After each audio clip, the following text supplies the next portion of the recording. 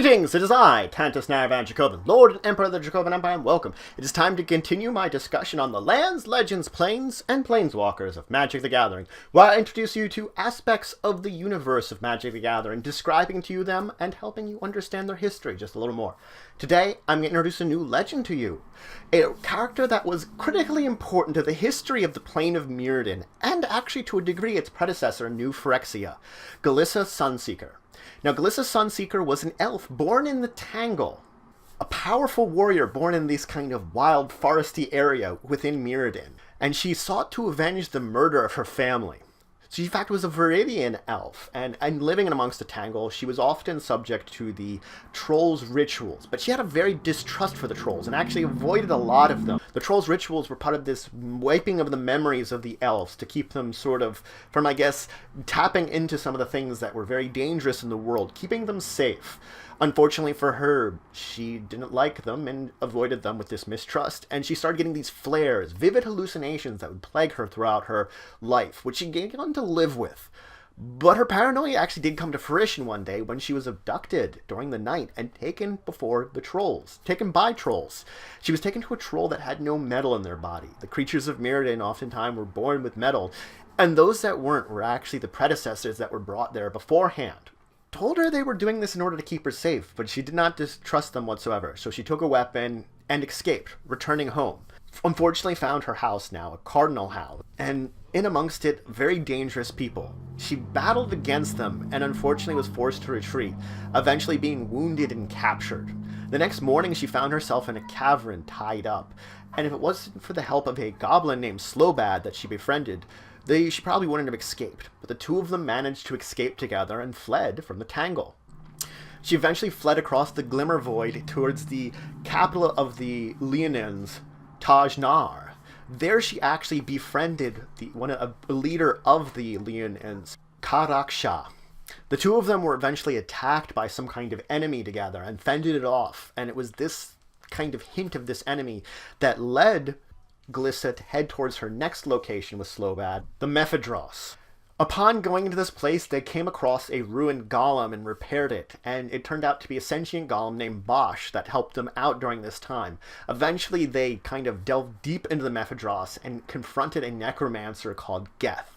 Upon defeating them, though, they spared Geth in order for some information, which led them towards the seemingly true mastermind behind these attacks and the threats upon Glissa, across the Quicksilver Sea to the Vidalcan city of Lumengrid. She allied with a Nurok wizard named Brenna, who wanted to oppose the Vidalcans' kind of rule, and so she eventually managed to break into Lumengrid and confront their leader there, Pontifex, who was supposedly the person behind everything.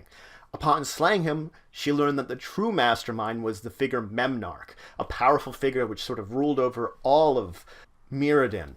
So she decided at this point in time to journey and gather together a set of weapons, artifacts called the Calidra artifacts. She eventually managed to claim them all, but upon getting the last one, she was betrayed by an avatar of Memnarch, which managed to claim them from their own, and she learned that it was her unawakened planeswalker spark that he was after all along.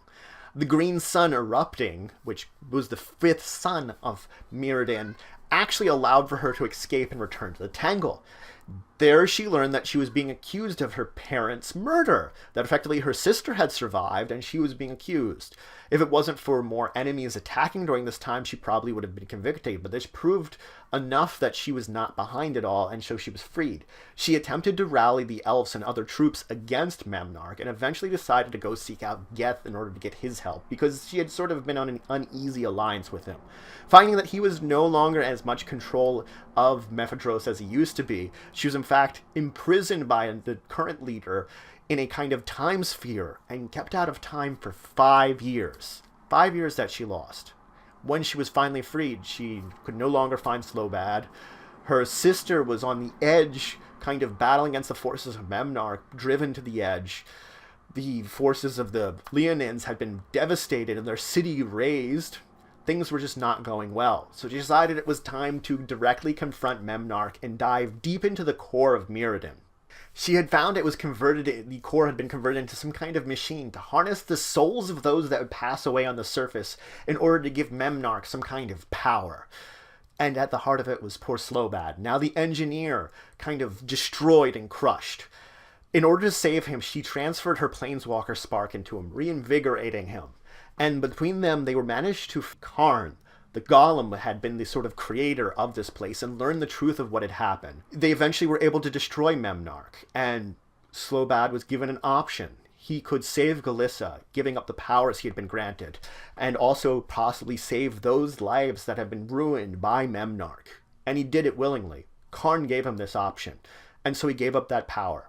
Karn put Slowbad, Glissa, and Geth, who had been there, in charge of being the new protectorates out of Mirrodin, and the Mirai, the artifact that was now in the core of Mirrodin. As Slowbad and Glissa tried to leave, of course, the core, they were set upon by a group of goblins attempting to kill them. Slowbad was separated out, and Glissa was forced to flee back into the core, where a bunch of Memnites, little creatures, constructs that were left over from Memnarch, saved her, put her into like a sleep, where she would rest. Hopefully soundly, but not really. On the surface, the people of Tangle especially, and the people of the world looked at her as a kind of traitor. They saw that she was responsible for much of the destruction that happened, and the vanishing, when all the races that had been kidnapped, the elders that had been actually kidnapped and taken to places were returned to their home planes, leaving those that were born on Mirrodin there to stay alone. And unfortunately, those were the ones that knew the truth of Glissa, the truth of what she had done to save their world, and so they all just thought of her as a traitor. But things didn't go well for poor Glissa. Phyrexia was there.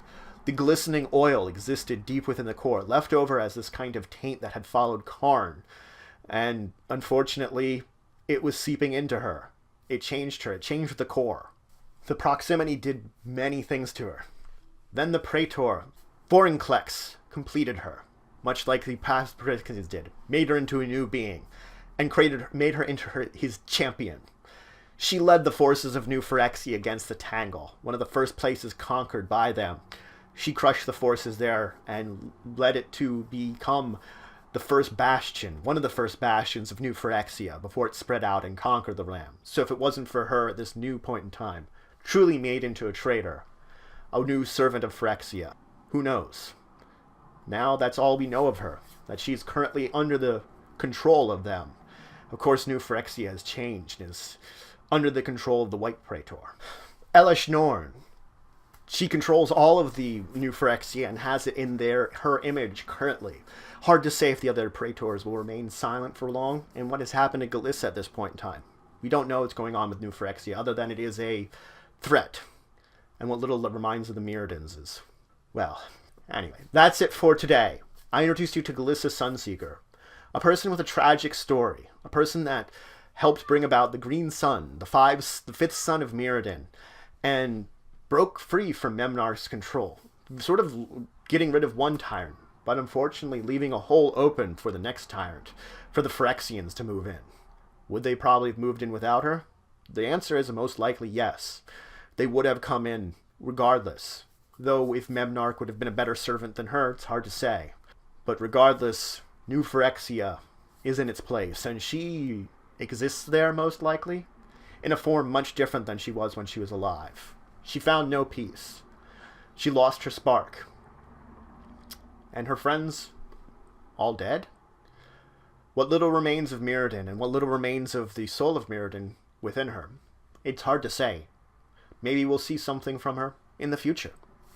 If you have any questions, comments, anything you say, anything you would like I left out, please leave in the comments below. Please like, share, and subscribe to support the channel, the Empire, and the work I do. If you want to show some extra support, you can always check out my Patreon, link in the description below. If you want to see some more Magic the Gathering content, even not done by me, you can always check out my friends in the multiverse. Card Bazaar, They Said We Said, and Tasty Snackies. They put out some great Magic the Gathering content, and any of the days that I'm not producing anything, you want to see something magic, go ahead and check them out. But regardless, until the next time, I bid you farewell.